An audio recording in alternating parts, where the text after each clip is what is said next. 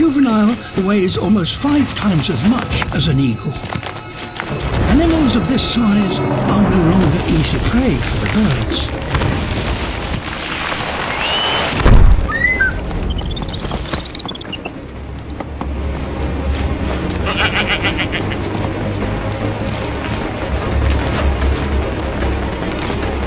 It's an extremely risky move.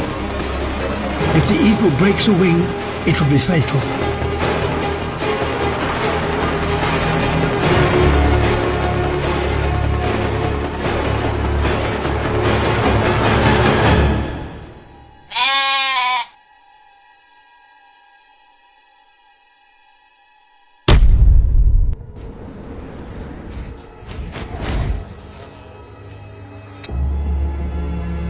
A kill this size will feed a pair for days.